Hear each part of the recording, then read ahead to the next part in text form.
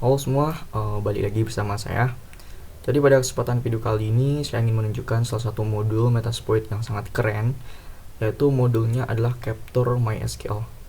Jadi modul ini sangat cocok sekali digunakan di jaringan perusahaan untuk mendapatkan akses awal di jaringan. Oke, jadi di sini saya ingin menjelaskan sedikit skenario ya. Jadi di sini saya akan coba menjelaskan sedikit tentang skenario cara modul ini bekerja. Jadi bayangkan saja di sini kita sudah masuk ke jaringan LAN dari perusahaan gitu. Nah, misalnya ada 3 komputer di jaringan LAN tersebut.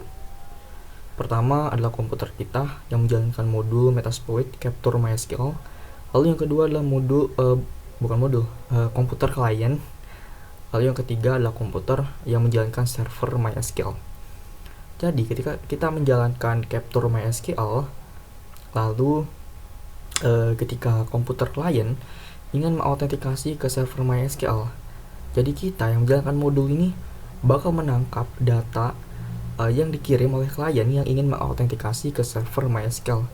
Jadi ketika kita menangkap data, data itu seperti hash untuk autentikasi mereka berdua yang antara server MySQL, antara klien dan server MySQL. Jadi kita akan menangkap data itu di jaringan. Oke, jadi langsung saja di sini kita bakal buka terminal, lalu kita bakal masuk ke Metasploit dengan MSP console.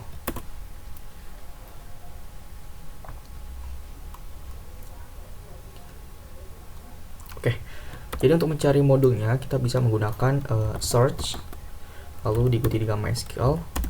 Lalu untuk filternya kita bisa type aux ya.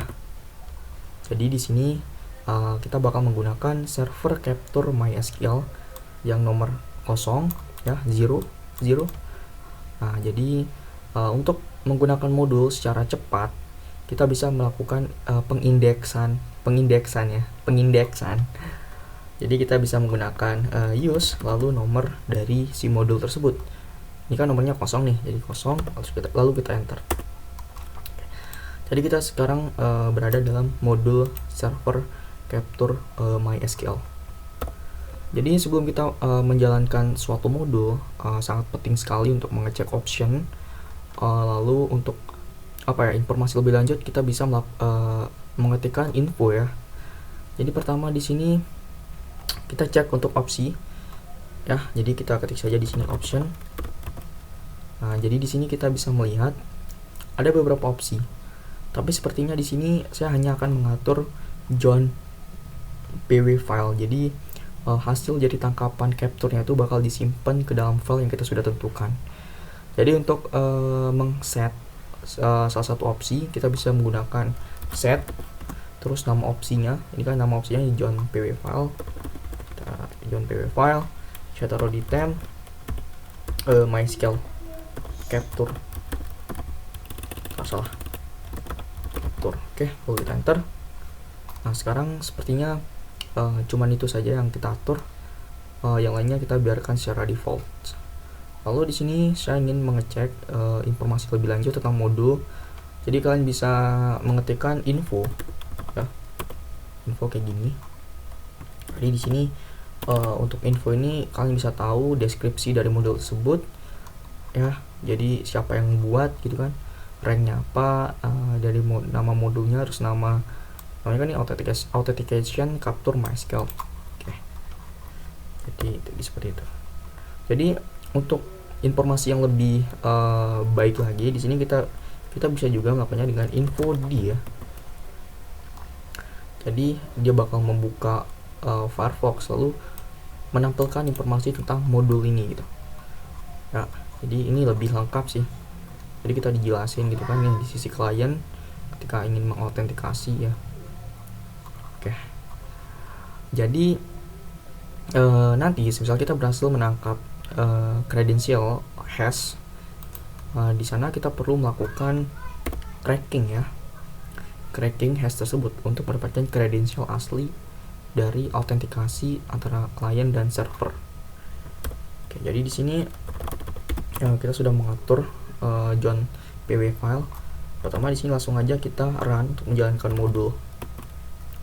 Nah sekarang server MySQL kita sudah ada di jaringan yang sudah siap mendengarkan dan siap untuk mengcapture lalu lintas yang ingin mengautentikasi ke server MySQL gitu. Jadi di sini saya sudah menyiapkan HP saya yang ingin mengautentikasi ke server MySQL. Di sini saya langsung aja autentikasi ya. Oke, saya langsung enter. Saya mencoba memasukkan password dari server MySQL. Boom. Jadi sekarang kita berhasil menangkap hash dari autentikasi klien dengan server MySQL. Oke, jadi usernya adalah root ya. Jadi langsung aja kita enter. Lalu di sini kita cek ya. Jadi stem. Nah, jadi ini dia. Kalau kita lihat 10. Oke. Jadi ini kita akan siap untuk melakukan cracking ya. Bentar, kita ulang ya. Ini ada dua ini biar enak. Tem MySQL capture. Oke, kita ulang ya. Kita pencet lagi, kita autentikasi lagi sekali lagi. Oke, kita masukin password. Boom, dan kita dapat lagi autentikasi kembali ya, hashnya gitu. Oke, lalu kita cek lagi lstem ya, ini dia catem ya. Nah jadi sekarang ketika kita sudah berhasil mendapatkan hash dari autentikasi MySQL antara klien dan server, sekarang waktunya untuk melakukan tracking untuk mengetahui kredensial asli dari autentikasi tersebut. Untuk di sini saya sudah menyiapkan word list ya. Ini word list standar yang saya buat. Jadi pertama kita ketik aja di sini John, lalu untuk hashnya ya 10 MySQL capture, lalu kita word list, lalu kita tentukan untuk word list kita. Kalau udah kita enter. Oke. Dan kita langsung menemukan set kredensial asli dari autentikasi MySQL antara klien dan server MySQL gitu. Di sini kita bisa melihat password yang digunakan adalah al123 dengan user root. Jadi di sini saya ingin menunjukkan juga hal yang menarik ya. Biasanya ketika kita ingin mengautentikasi ke server MySQL, misalkan biasanya seperti ini kan, MySQL user root ya. Lalu di sini kita menentukan H untuk host, misalkan hostnya, misalkan anggap aja ini localhost untuk demo aja ya. Nah, misalkan di sini saya ingin mengautentikasi ke server MySQL di localhost dengan user root. Jadi biasanya kita menyampurkan opsi dengan opsi P ya. Jadi opsi P ini kita sering relasikan dengan password. Jadi biasanya kita sering menentukan password di opsi P ya. Misalkan di sini saya al123 ya.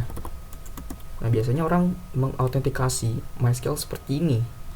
Gitu kan. Jadi kalau kita enter, kalau misalkan orang mengautentikasi seperti ini, kita enter, lalu kita masukkan password yang sebenarnya, dan boom, itu bakal ke capture ya. Jadi ini tergantung dari kesalahan sisi klien ya. Walaupun itu emang nggak terhubung karena ini cuma buat demonstrasi doang gitu, tapi itu bakal ke capture. Misalkan beda ya, misalkan beda sini. Misalkan di sini loli123, lalu kita enter, lalu kita masukin password yang sebenarnya, boom, tetap itu bakal di capture ya. Jadi ini sisi kesalahan dari klien yang ingin mengautentikasi. Jadi itu bisa menguntungkan buat kita ya. Ini tergantung kehokian kita masing-masing gitu. Oke, jadi mungkin cukup seperti itu aja video untuk kali ini. Semoga bermanfaat. Bye bye.